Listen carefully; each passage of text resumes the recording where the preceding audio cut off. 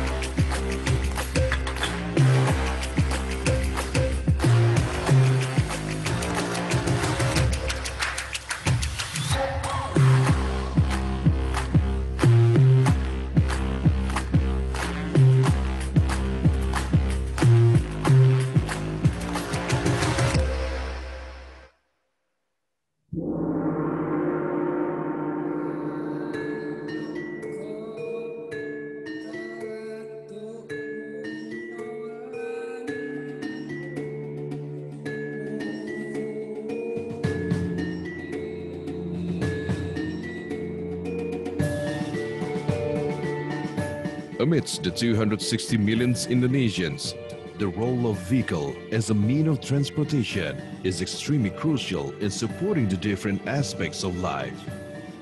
High demand and consuming power of the population has become the driving force of the automotive industry in the nation, growing vastly. Sales of cars in Indonesia is ranked 17 worldwide and first in Asia. The vast growth in the automotive industry requires vehicle terminals in the port as the key and chain supply of export-import as well as distribution within islands. PT Indonesia Kendaraan Terminal Tbk or IPC Car Terminal is the subsidiary company of PT Pelindo II or IPC. Is dedicated as the one and only company in charge of vehicle terminal in Indonesia. 100% of Indonesia's export-import is managed by IPC Car Terminal, creating a big opportunity to be the world's biggest vehicle terminal. Founded in 2006, IPC Car Terminal built vehicle terminal located in Tanjung Priok. The construction of the vehicle terminal was completed in 2007 and began operating as a division of IPC, being the largest state-owned vehicle terminal enterprise in Indonesia, standing on area of 7.38 hectares. With 200,000 vehicles capacity annually, IPC Car Terminal marks the highest standards amongst the world-class vehicle terminals, owning considerable amounts of facilities. Auto gate system, load lane and central inspection facility, Being a dedicated terminal, IPC Car Terminal also supplies a specified yard for the vehicle's heavy equipment and spare parts, which are separated from the cargo export-import hauling activities in line with customs regulations. To ease and quicken the process of customs and clearance upon vehicle leaving the terminal, IPC Car Terminal 2 provides customs duty within the terminal connected to the information system in the main service office, Custom Tanjung Priok. Throughout loading, unloading, or stevedoring process, IPC Car Terminal guarantees effectiveness and safety, be it for car export or import, catering reliable and certified operators, as well as loading, unloading equipment, tug master, head truck, MAFI, low bed, and forklift. In the management of loading flow, IPC Car Terminal uses modern-based information system called Car Terminal Operating System, or CARTOS, which is German license. IPC Car Terminal also applies safety system within the restricted areas and complies to the ISPS code. Consistently delivering quality customer service, IPC Car Terminal is known to be the most reliable company in the nation for all things automotive, with its reputation even spreading to overseas, such as Japan, Germany, and United States of America. Continually improving its service, IPC Car Terminal also provides supporting facilities. These include vehicles processing center, washing, glossing, marking, and labeling, situated over 3,000 meters square of land. IPC Car Terminal also provides equipment processing centers, complete with 2 units speed water, serving 12 heavy machinery units and trucks each day. In line to that, port stock and sea toll services are not to be forgotten. Under a strong leadership with an industry experience of 84 years with complete office facilities and conducive environment, IPC Car Terminal has also achieved several other certificates and awards such as OSAS 18001-2007 for Health Management System and Work Safety, ISO 9001-2015 for Quality Management System, ISO 14001-2015 for Environment Management System. Support us in becoming the 5th largest vehicle terminal company in the world.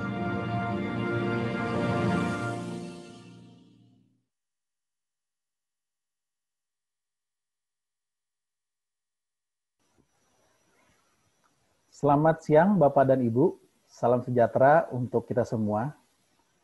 Terima kasih kami ucapkan atas kehadiran Bapak dan Ibu dalam acara Public Expose Live 2020 dalam rangka 43 tahun diaktifkannya kembali Pasar Modal Indonesia pada sesi Public Expose PT Indonesia Kendaraan Terminal Tbk.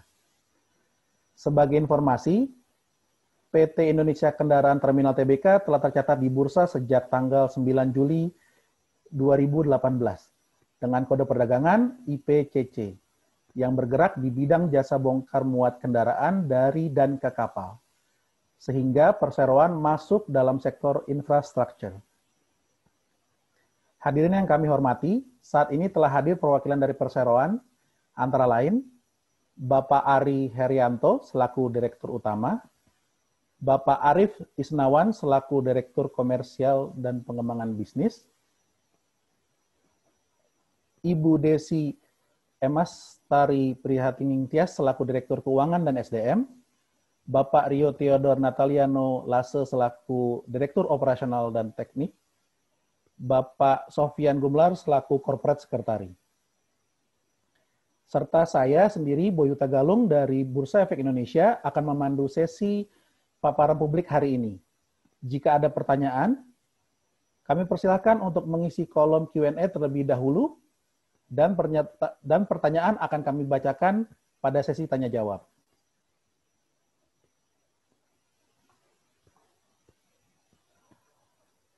Untuk memulai presentasi, saya persilahkan kepada perseroan untuk memberikan paparannya. Bismillahirrahmanirrahim. Assalamualaikum warahmatullahi wabarakatuh. Selamat siang, salam sejahtera bagi kita semua. Terima kasih Pak Boy selaku moderator sehingga bisa terselenggaranya acara Public Expo secara online. Bapak-bapak atau ibu-ibu para investor dan analis yang join pada kesempatan di siang hari ini melalui Public Expo online, perkenankanlah kami Direksi IFBCC akan menyampaikan presentasi materi pada siang hari ini. Next.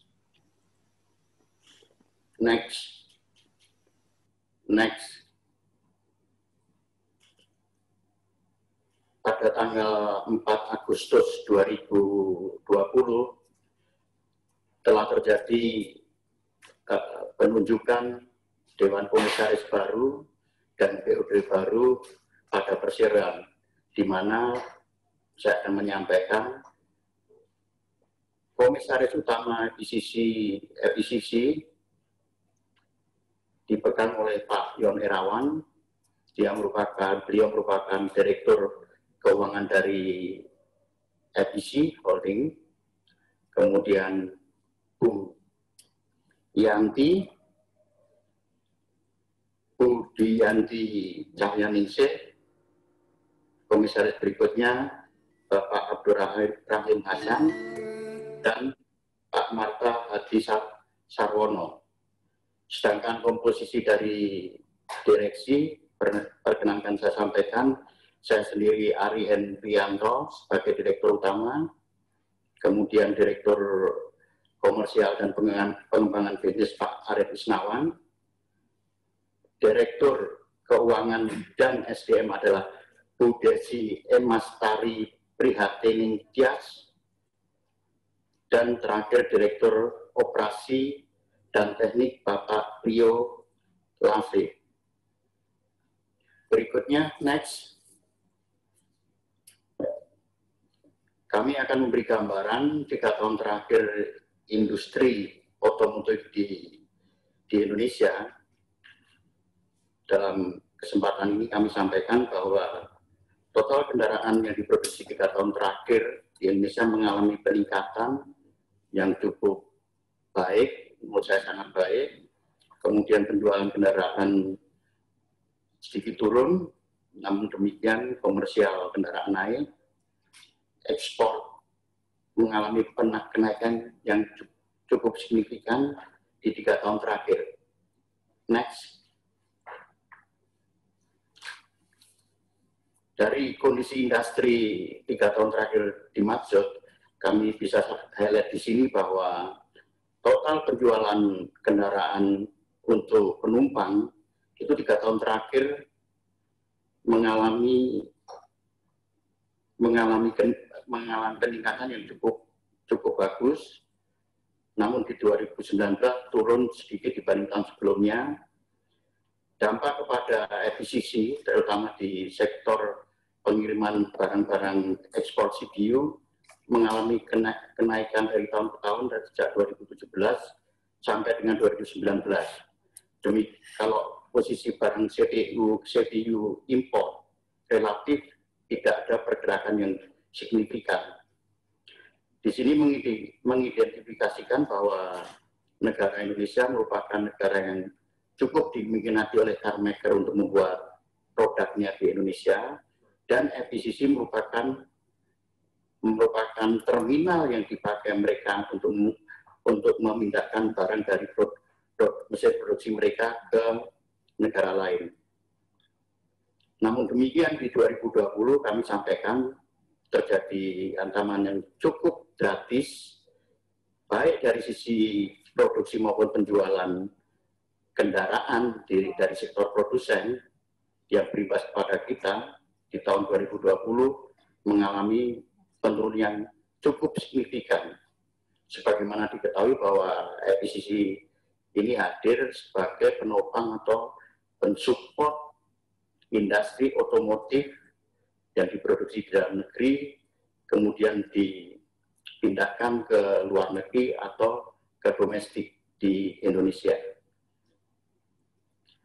3 tahun terakhir ini kami sampaikan bahwa sampai detik ini FECC masih merupakan terminal pilihan utama dari cargo owner atau car maker di industri otomotif di Pulau Jawa. Ini sejalan dengan next slide berikutnya. Next. 3 tahun terakhir dari Gaikindo menyampaikan bahwa mereka memproduksi rata-rata 3 tahun terakhir hampir sekitar 1 jutaan, 1 juta lebih. Dari tahun ke tahun, hasil produksi mereka melalui FECC selalu meningkat. Dan ini mengidentifikasi atau merefleksikan bahwa FECC merupakan pilihan pelanggan terkait dengan logistik produk-produk yang dihasilkan oleh car maker di Pulau Jawa. Terus, next, Pak.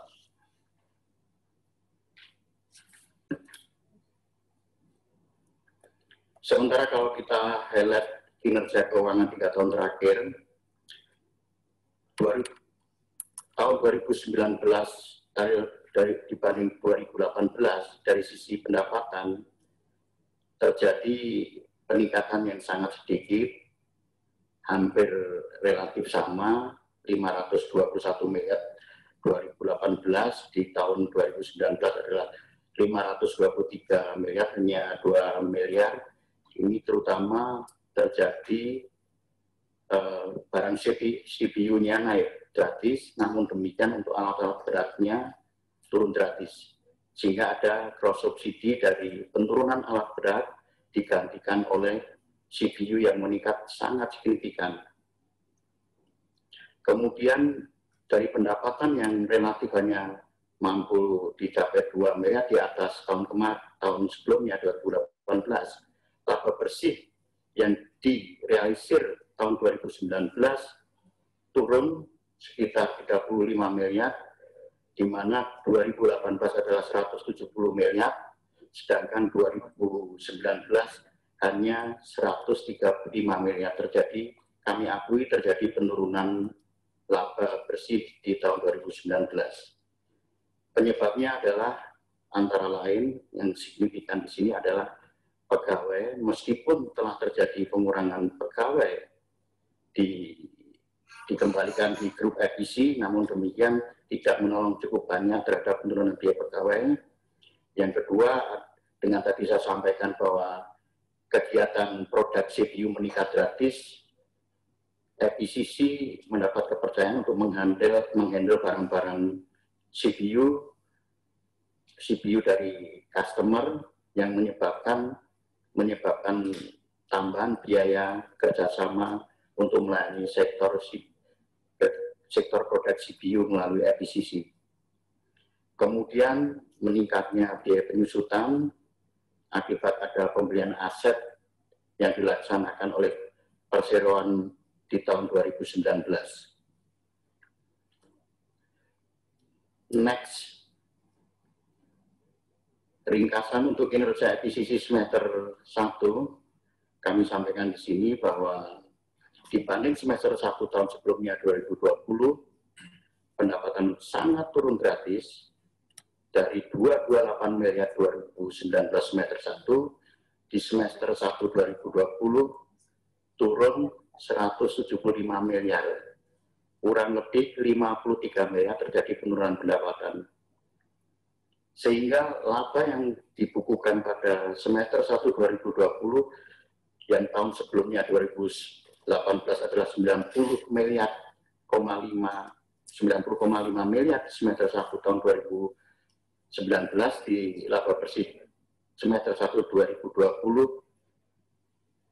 menjadi rugi 237 juta. Ada beberapa penyebab kenapa turun sangat gratis dari semester 1 tahun sebelumnya adalah karena tadi saya sampaikan di semester 1 ini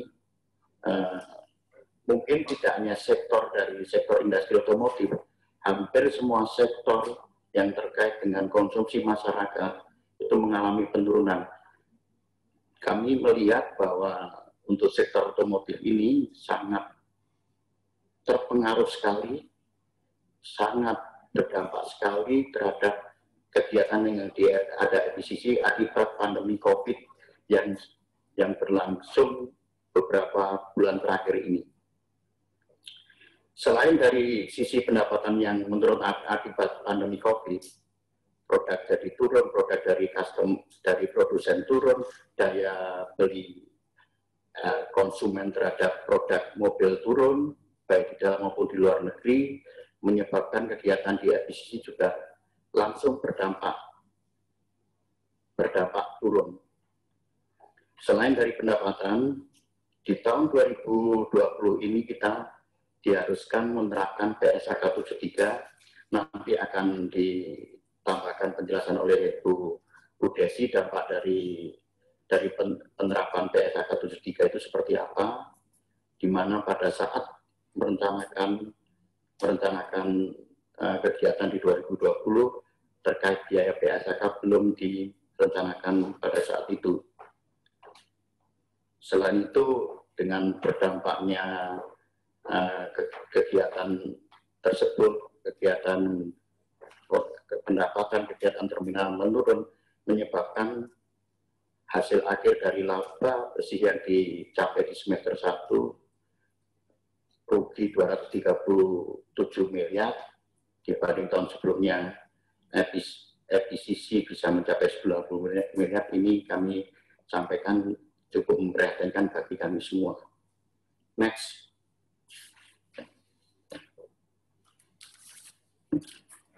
Dan sedikit kami sampaikan pada saat kesempatan yang baik ini, kinerja dari harga saham kita sebagaimana yang ada di slide ini belum begitu mengembirakan, kira-kira seperti itu. Kami melihat bahwa satu-satunya untuk bisa mendorong peningkatan kinerja ini, kami akan direksi sepakat untuk komit memperbaiki dan memperkuat aspek fundamental layanan terminal serta pengelolaan perusahaan yang efektif dan efisien. Next. Untuk itu kami direksi FICC atau Perseroan akan menyampaikan strategi pengembangan yang akan kita lakukan di 2020. Pertama, kita akan fokus untuk operasional excellence, di mana kita harus menyadari juga bahwa ke depan mungkin kita harus menghadapi industri yang bersaing. Untuk itu kami akan fokus memperkuat fundamental terkait operasional excellence yang didukung dengan model operasi dan kemitraan yang clean and clear.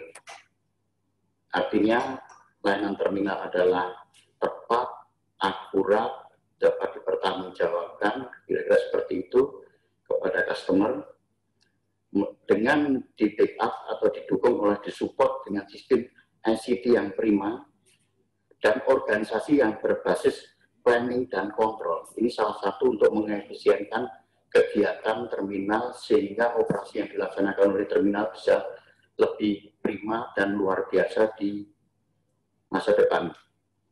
Yang kedua, strategi yang kita lihat bahwa dengan belajar dari kejadian bahwa di era COVID ini langsung berdampak kepada terminal, begitu dihantam oleh pandemi COVID, kita juga dampaknya sangat terasa.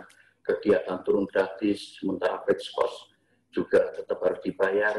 Kami melihat perlu ada diversifikasi usaha yang intinya bahwa kita mungkin nanti tidak hanya mengandalkan satu produk, yaitu otomotif. Ke depannya wajib bagi kita untuk menyelenggarakan diversifikasi usaha terkait dengan aset-aset idle yang dikelola oleh FICC. Sehingga apabila ada potensi kegiatan di luar kendaraan yang harus kita kelola dan itu bisa menghasilkan di atas aset yang idle, akan kita jalankan. Itu diversifikasi usaha yang kita layankan. Yang kedua adalah kita mencoba mengembangkan kegiatan servis kita, terminal ke door dan sebaliknya, atau door ke terminal. Serta kita mencoba menawarkan kepada customer kita adalah jenis layanan yang tailor-made, artinya yang didasarkan kepentingan dari customer terkait dengan dengan terminal, apa-apa saja yang bisa kita bantu, sehingga mereka bisa meningkatkan kualitas produk, menurunkan biaya logistik, dan harapan terakhir dari layanan telemedicine nantinya adalah customer semakin mempercayai EPC TPK untuk menyelenggarakan kegiatan bongkar muat produk dari mereka atau car maker. Yang ketiga, kami melihat untuk memperkuat sustainability EPCC di masa depan, nanti akan kita coba jajaki lebih jauh kemungkinan untuk menyelenggarakan strategi partnership atau aliansi di dalam pengembangan bisnis terminal. Terutama mungkin akan kita lihat, kita jajaki terminal operator kendaraan, terminal kendaraan operator yang berkelas dunia, atau mungkin kita jajaki car maker besar yang punya reputasi bagus di internasional, kita ajak untuk beraliansi partnership secara jangka panjang. Yang ketiga, yang terakhir, kami melihat bahwa ke depan apabila operational excellence, diversifikasi usaha, terminal, to-door services, dan telemed layanan, serta strategi partnership bisa kita hadirkan, kita akan mendorong terselenggaranya pengoperasian persiaran dengan berdasarkan organisasi yang agile, yang lincah, efektif, dan efisien, di mana ini kami perlu didukung oleh SDM yang punya kompetensi dan keahlian di bidang pengelolaan terminal EPCC. Next. Selanjutnya akan kami sampaikan juga atas IPO pada bulan Juli 2018 bahwa kita sampaikan pada saat itu kita bisa meraih dana IPO sebesar kotornya 835 miliar, kemudian dipotong biaya IPO sehingga tersisa 800 miliar. Kami sampaikan pada kesempatan siang hari ini, karena hasil IPO kita telah gunakan untuk membiayai capex sebesar 340,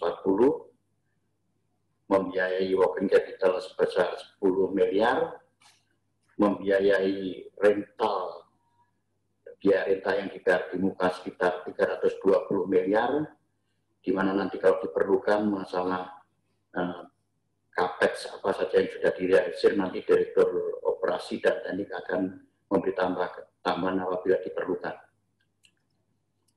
Next.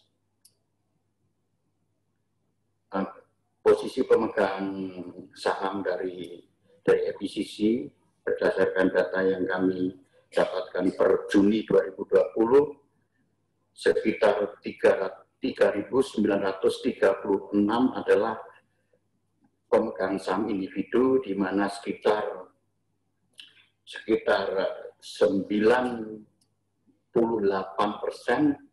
pemegang sahamnya ada individu, di mana nilai saham yang dipegang oleh pemegang saham individu itu nilai totalnya sekitar 9,8%.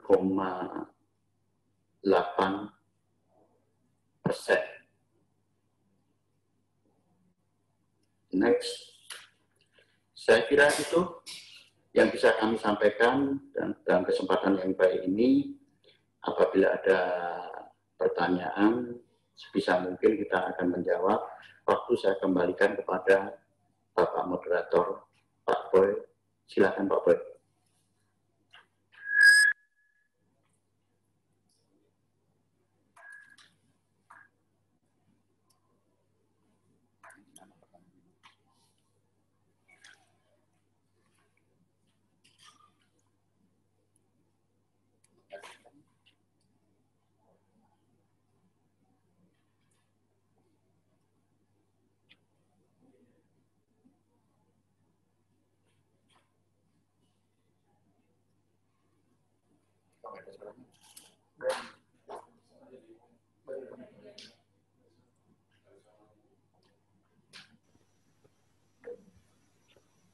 Bapak dan Ibu, terima kasih atas pertanyaan-pertanyaan yang telah disampaikan. Saat ini kita akan memasuki sesi tanya jawab, dan kami telah memilih pertanyaan yang akan saya bacakan satu persatu dan akan langsung ditanggapi oleh perseroan. Pertanyaan pertama dari Bapak, ini kami rangkum. Pertanyaan dari Bapak A. Jackson, Bapak Jeremy Owen, Bapak atau Ibu Densena, Pak Haryono, dan mungkin ada beberapa yang lain. Ini sama terkait dengan perkembangan pertimbangan dan potensi peluang IPCC masuk sebagai operator terminal Patimbanan. Mungkin itu pertanyaan yang pertama, mungkin boleh coba dijawab. Kepada perseroan, kami persilahkan untuk menjawab.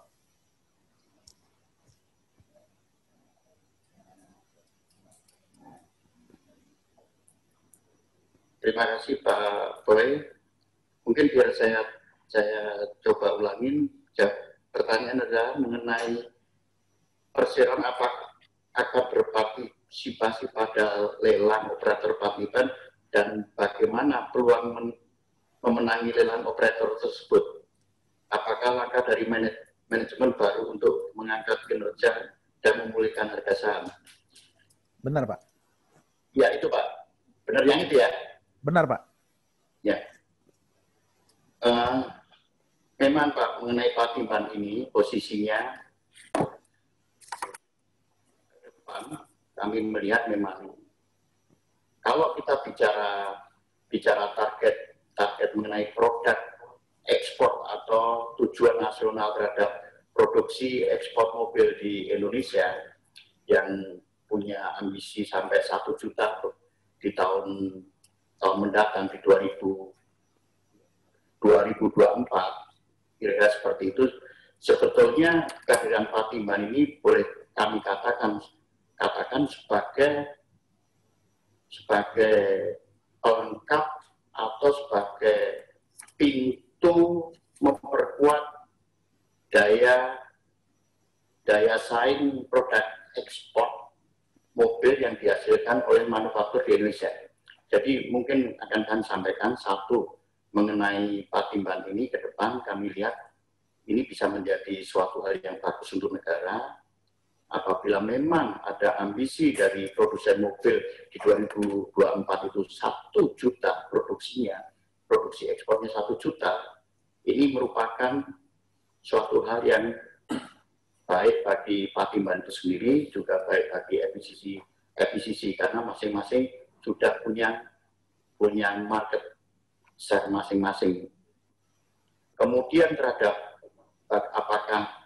apakah Persero nanti akan ikut terlibat dalam lelang Patimban tadi itu, seandainya ini Pak, seandainya kita diberi peluang dengan sangat serius, kami akan coba jajakin itu. Terakhir kami datang ke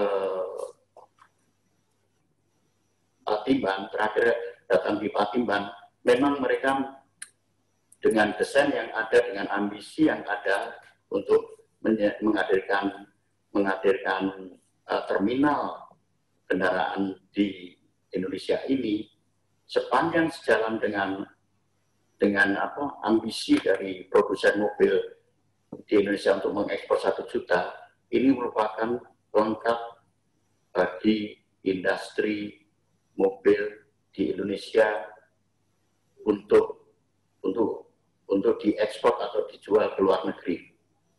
Sebetulnya kalau saya melihat di sini, untuk saat ini memang saya punya keyakinan pribadi bahwa Patimban ini seandainya semuanya adalah timeline-nya sejalan dengan kondisi yang ada, ekonomi makro, ekonomi internasional berkembang pesat juga merupakan pelengkap yang baik untuk negara kita. Kemudian terhadap apakah langkah dari manajemen untuk meningkatkan kinerja perseroan dan memulihkan harga saham. Jadi pada dasarnya kami sebagai operator atau direksi perseroan akan berusaha sebaik mungkin, semaksimal mungkin, kira-kira seperti itu, untuk memperbaiki aspek fundamental yang ada di perseroan, Pak. Terhadap harga saham, kami tahu persis bahwa teman-teman yang ada di pelaku-pelaku yang ada di bursa lebih memahami ada faktor yang teknikal dan lain sebagainya. Kami sebagai direksi perseroan fokus untuk memperbaiki fundamental perseroan di masa-masa mendatang, sehingga bottom line yang akan dihasilkan oleh perseroan ini lebih baik dari waktu ke waktu. Saya kira itu Pak Boy, jawaban kami. Baik Pak, terima kasih. Untuk pertanyaan yang kedua, berasal dari Bapak Michael Sugianto, dirangkum dari pertanyaan Bapak Michael Sugianto, Bapak Andreas Muljono, Pak Fahmi, dan yang lainnya.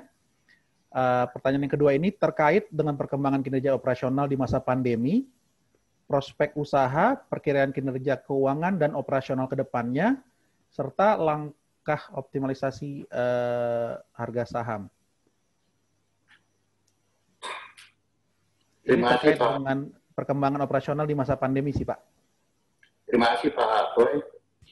Jadi kami sampaikan bahwa di dalam era COVID ini sejak 2 Maret sampai dicanangkan menjadi era COVID di negara kita, operasional di seluruh grup EPC tidak ada yang berhenti. Kita mempunyai tanggung jawab bahwa layanan kita adalah layanan provider dari infrastruktur, bertanggung jawab untuk kegiatan ekonomi dan sosial di belakang kita semuanya, maka di seluruh grup EPC termasuk di EPCC tetap berjalan normal 24/7, kira-kira seperti itu, walaupun di dalam mengerjakan aspek operasional tadi kita berpegang pada protokol kesehatan yang dianjurkan oleh pemerintah, di mana setiap orang yang terlibat di sini adalah memakai masker, mencuci tangan, dan jaga jarak. Kita lakukan itu sehingga sampai detik ini operasional di EPCC tidak terganggu sama sekali, Pak. Tidak ada layanan yang tertunda, layanan tetap seperti biasa. Kemudian untuk pekerja yang tidak berhubungan langsung dengan operasional, kita lakukan ada sebagian yang dilaksanakan dengan bekerja di rumah. Pada saat bekerja di kantor pun kita posisinya juga wajib menggunakan masker, sering cuci tangan dan jaga jarak, sebagian WFH. Kemudian tak lupa setiap minggu kita semprot disinfektan di lingkungan EPCC. Itu tidak hanya di EPCC, di seluruh grup EPCC pun seperti itu. Kemudian berikutnya pertanyaan, apakah ada pengaruhnya dampak COVID ini terhadap layanan di terminal? Saya kira saya jelaskan tadi di depan bahwa dampak sangat langsung terhadap kegiatan di terminal. Karena dampak COVID ini mengerem atau menurunkan daya beli konsumen di seluruh sektor, apalagi di sektor otomotif. Turun drastis menyebabkan daya jual produsen juga akan turun. Dampaknya, ya terminal di EPCC ini terjadi penurunan cukup sangat signifikan dibanding tahun kemarin, Pak. Kemudian mengenai bagaimana untuk meningkatkan harga saham dan seterusnya, kami sampaikan direksi di sini fokus untuk memperbaiki fundamental di perseroan agar nanti investor lebih mempercayai terhadap kinerja perusahaan di masa depan. Saya kira itu Pak Boy.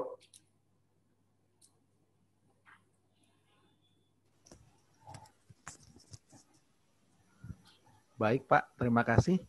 Untuk pertanyaan yang selanjutnya, ini ada pertanyaan dari Bapak Mokmat Setiadi, Bapak Rifat, Ibu Elaf, Pak Alfred Nenggolan, dan mungkin yang lainnya juga. ini terkait dengan rencana diversifikasi usaha, dividen, dan dampak PSAK 73 terhadap pencatatan keuangan di perseroan, Pak. Terima kasih Pak Boy. Mungkin tadi sudah saya sampaikan pada saat presentasi terkait dengan PSAK 73. Perkenankan saya untuk meminta Direktur Keuangan untuk menyampaikan dampak dari PSAK 73 terkait kinerja keuangan FICC 2020 semester 1, Pak Boy. Terima kasih Pak Ari. Ini kami sampaikan untuk dampak penerapan PSAK 73 terhadap terhadap IPCC. Ini kita membukukan tambahan biaya untuk beban pokok pendapatan ya. Di sini ada penyusutannya juga bertambah kalau jika dibandingkan dengan tahun 2019. Ini kemudian amortisasinya juga bertambah menjadi totalnya 25.499.444 miliar.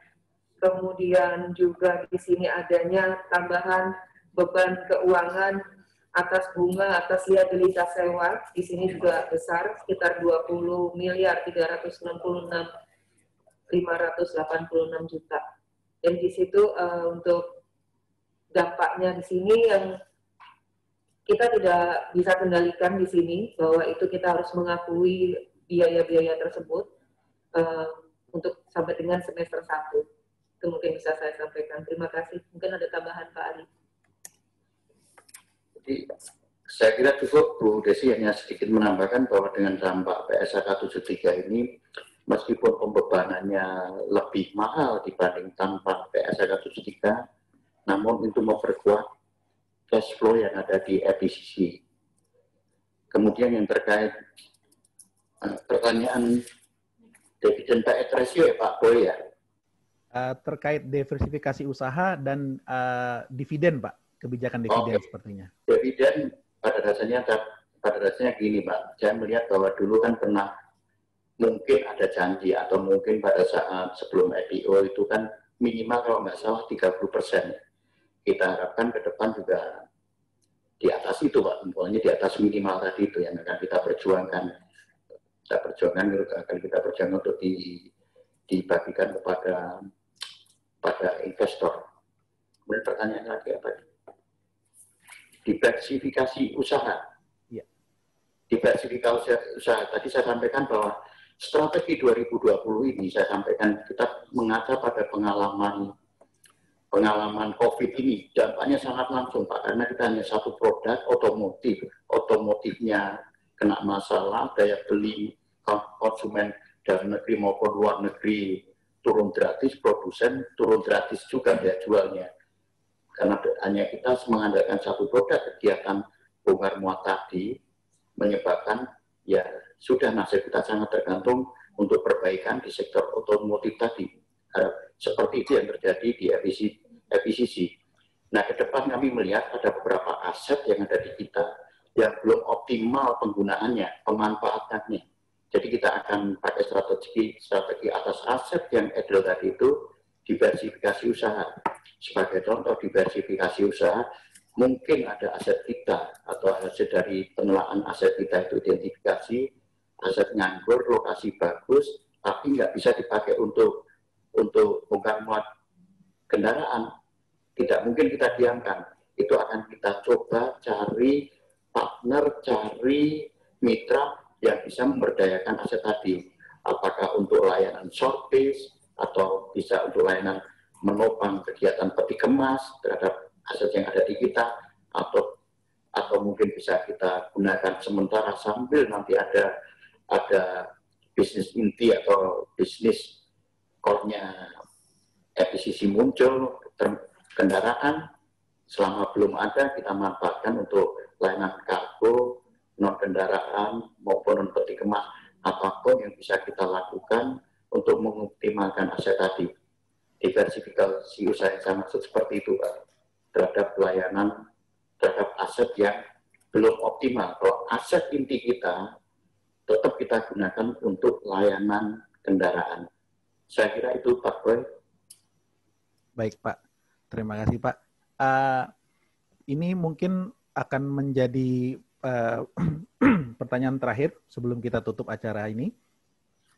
Pertanyaan berasal dari Bapak Abdul Ghani terkait rencana kerjasama dengan Hyundai, bagaimana prospek ke depannya? Terima kasih Pak Boy. Perkenankan saya Direktur Komersial Pak Arif untuk memberi penjelasan biar lebih akurat, karena beliau yang mulai dari awal, kemudian yang memang paling senior yang ada di jajaran direksi ini. Silakan Pak Arif. Baik, terima kasih Pak Ari, Pak Boy, dan teman-teman peserta webinar.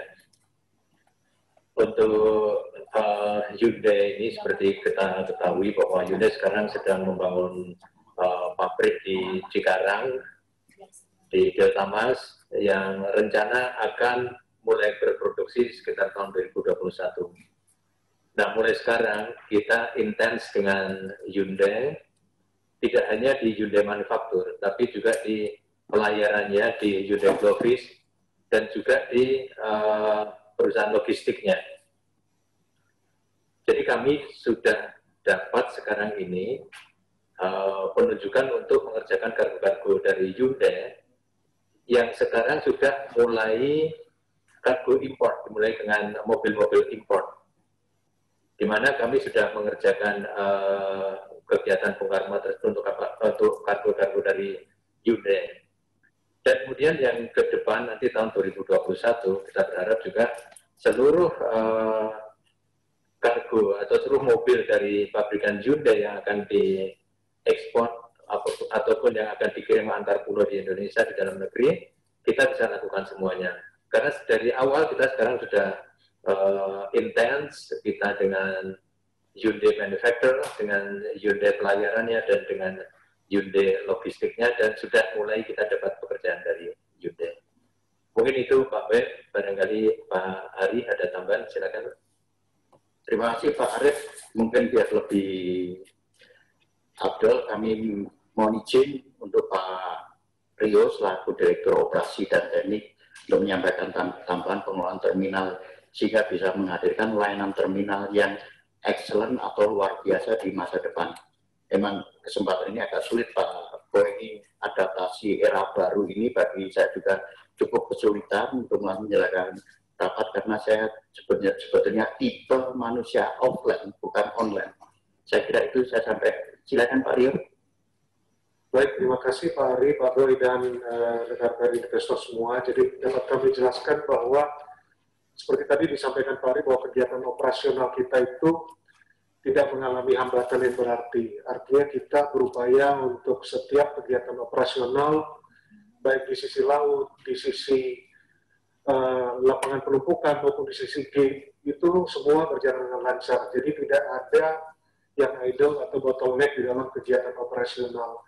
Ini yang akan terus kita upayakan optimalisasinya, tentunya dengan kesisteman yang kedepannya akan lebih baik lagi mendukung kegiatan operasional.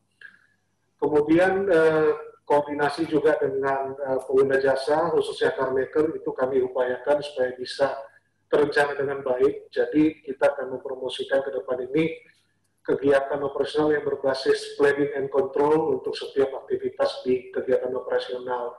Ini tentunya akan menunjang kelancaran dari kegiatan operasional.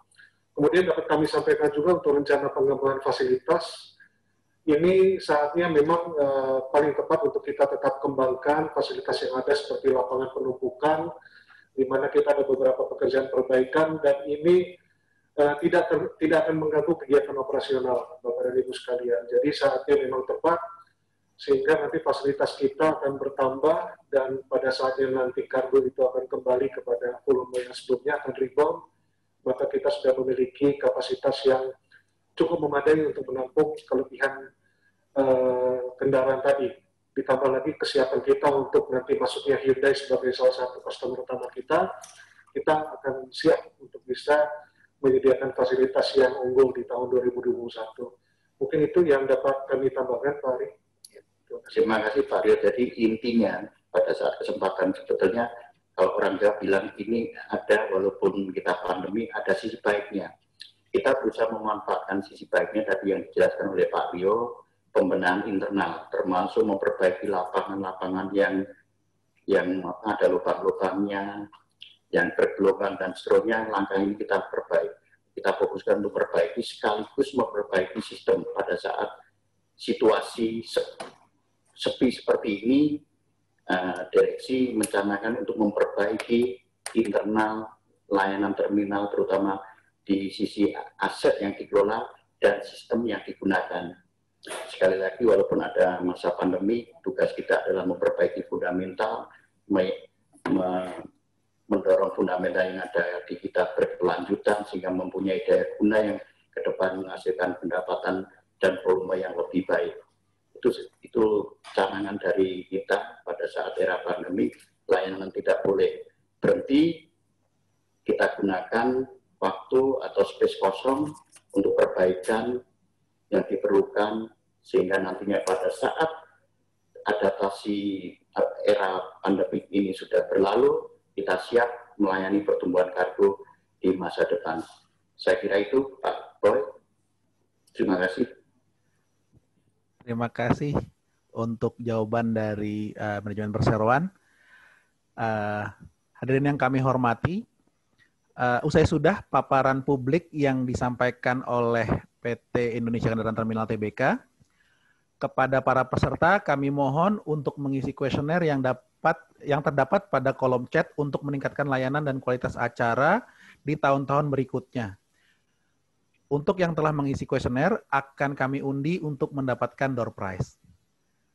Atas nama penyelenggara, kami mengucapkan terima kasih kepada Bapak dan Ibu Manajemen PT Indonesia Kendaraan Terminal Tbk dan juga kepada seluruh hadirin yang telah hadir. Sampai jumpa pada acara Public Expose Live yang akan datang.